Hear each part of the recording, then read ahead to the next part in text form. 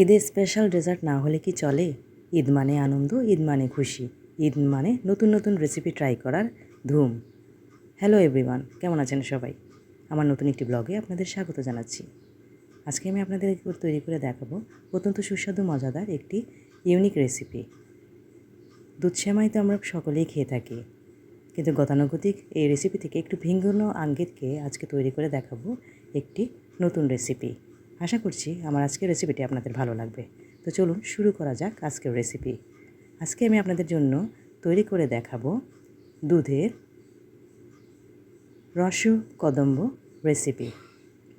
সেমাই দিয়ে তৈরি করব। আশা করছি আমার আজকের রেসিপিটিতে আপনাদের ভালো লাগবে। তো চলুন কথা না বাড়িয়ে পুরো প্রস্তুত প্রণালীটি আপনাদের দেখিয়ে দিচ্ছি আমি কিভাবে এই রেসিপিটি তৈরি করলাম। প্রথমে আমি একটি পাত্রে নিয়ে নিচ্ছি 1 লিটার পরিমাণে লিকুইড দুধ।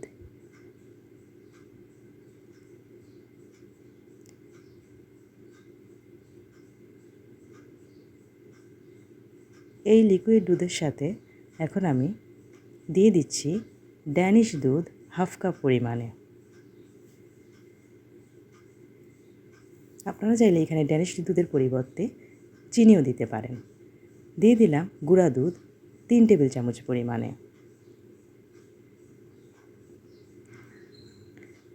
সাথে আমি দিয়ে দিচ্ছি এখানে চিনি 4 টেবিল চামচ পরিমাণে।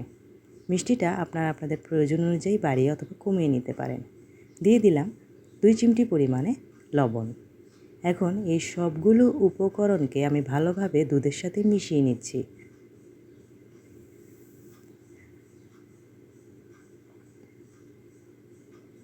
এতে করে দুধের ঘনত্বটা আরও সুন্দর হবে। মিশিয়ে নেওয়া হয়ে গেলে এখন আমি এই দুধটাকে চুলাতে বসিয়ে দিব মিডিয়াম হিটে।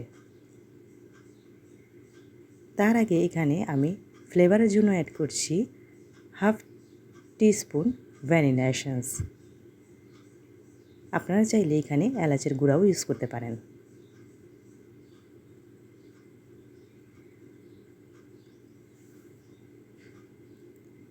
এখন আমি এগুলোকে চুলাতে বসিয়ে দিব, মিডিয়াম হিটে জাল দিব। বেশি ঘন করব না। 2-3 বলক দুধের মধ্যে চলে আসলে এগুলোকে আমি চুলা থেকে নামিয়ে নিচ্ছি। ঢাকনা দিয়ে রেখে দিব এক সাইডে। এখন আমি একটি পাত্রে নিয়ে নিচ্ছি লাচ্ছা সেমাই 1 প্যাকেট পরিমাণে।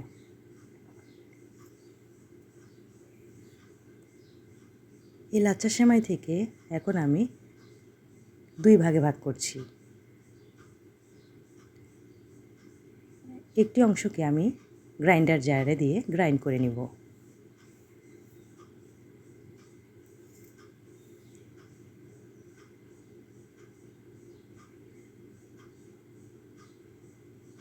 দেখতেই পাচ্ছেন আমার গ্রাইন্ড করা হয়ে গেছে। এখন এগুলোকে আমি একটি পাত্রে ঢেলে নিলাম।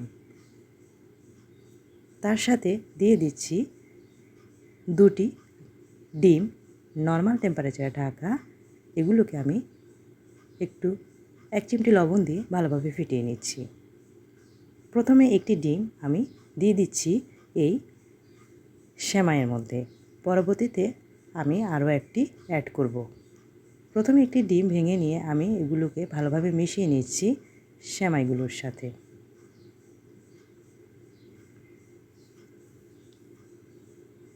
সাথে দিয়ে দিচ্ছি আগে থেকে রেখে দেওয়া বাকি অর্ধেক সেমাইগুলো। সবগুলো ভালোভাবে মিশিয়ে নিচ্ছি। এ পর্যায়ে আমি দিয়ে দিলাম পানি হাফ কাপ পরিমাণে। একসাথে দিব না, পর্যায়ক্রমে মেশাতে থাকবো। সাথে দিয়ে দিব আরও একটি ডিম ভেঙে। পানি এবং ডিম ভেঙে দেওয়া হয়ে গেলে আমার ডোটা রেডি। আমি খুব বেশি পাতলা করিনি। আপনারা চাইলে এই পর্যায়ে আরও বেশি পানি দিয়ে একটু পাতলা করে নিতে পারেন, তাহলেও হবে। এবং এই সেমাইগুলোতে আপনি যতই পানি দিবেন ততই পানি শুষে নেয়, তাই চেষ্টা করবেন পানিগুলো দিয়ে ভালোভাবে খুব দ্রুত এগুলোকে ভেজে নিতে। চুলাতে আমি একটি পাত্রে সয়াবিন তেল দিয়ে দিলাম। তার মধ্যে এখন আমি এই সেমাইগুলোকে পাকোড়া শেপে ছোট ছোট বল আকারে ভেজে নিচ্ছি। এক পাশ হয়ে গেলে অন্য পাশে উল্টে নিচ্ছি। খুব বেশি সময় ধরে ভাজবো না। সবগুলোকে আমি প্রায় 3-4 মিনিট ভেজে নিয়েছি। চুলার আঁচ এ পর্যায়ে মিডিয়াম টু লো হিটে থাকবে। যখন ভাজা হয়ে যাবে তখন অটোমেটিকলি এগুলো উপরে ভেসে উঠবে। দেখতে পাচ্ছেন আমি কিভাবে ভেজে নিয়েছি। ভেজে নেওয়া হয়ে গেলে এখন আমি তেলগুলোকে ছড়িয়ে নিচ্ছি। ঝরিয়ে নিয়ে এখন আমি এগুলোকে তুলে রাখছি।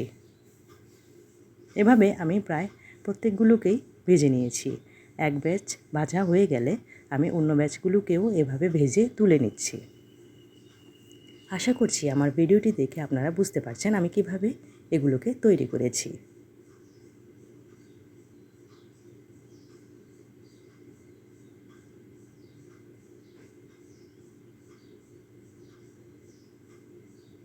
দেখতেই পাচ্ছেন কি সুন্দর একটি হালকা ব্রাউনি কালার এসেছে। এখন এগুলোকে আমি তেল ছেঁকে সরাসরি দুধের মধ্যে দিয়ে দিচ্ছি। আগে থেকে যে জাল করে রাখা দুধগুলো আমি রেখেছিলাম ঢাকনা দিয়ে, তার মধ্যেই একে একে সবগুলো সেমাইয়ের লাড্ডুগুলো আমি ঢেলে দিচ্ছি।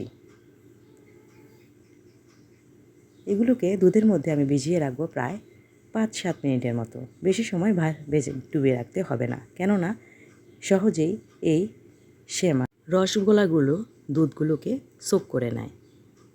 5-7 মিনিট পর এগুলোকে আমি দুধ থেকে তুলে নিয়েছি এবং একটি পাত্রে পরিবেশন করেছি। উপর থেকে দিয়ে দিলাম গোলাপের পাপড়ি।